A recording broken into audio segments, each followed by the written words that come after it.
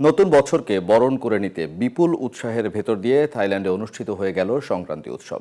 আর এই উৎসব উপলক্ষে নতুনকে স্বাগত জানাতে জলকেলি উৎসবে মাতে স্থানীয়রা সহ পর্যটকরা। প্রতি বছরের মতো এবারও উৎসবে অংশ নেয় হাজারো মানুষ। Sadia Sinthia desk report. বৌদ্ধ ধর্মাবলম্বীদের বিশ্বাস অনুযায়ী সংক্রান্তির সকালের আলো যার শরীরে স্পর্শ করে তিনি পবিত্র হয়ে যান এবং তার স্থান হয় বুদ্ধের চরণে।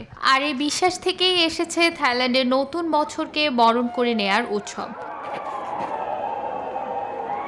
সংক্রান্তিকে আমন্ত্রণ জানাতে মানুষ মেতে ওঠে জলকেলি উৎসবে। সবার মধ্যে যেন একে অপরকে পানি দিয়ে ভেজানোর প্রতিযোগিতা শুরু হয়ে যায়।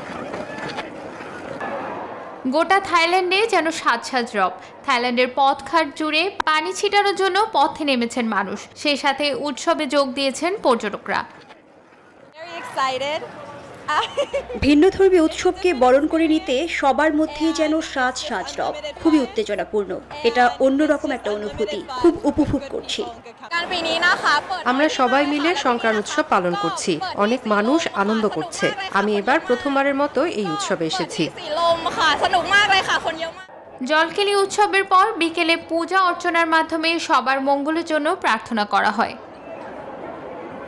প্রতি বছরই নতুনকে সাদরে আমন্ত্রণ জানান থাইল্যান্ডবাসী। ধর্মীয় ভাব গাম্ভীর্যের সাথে বরণ করা হয় নতুন বছরকে।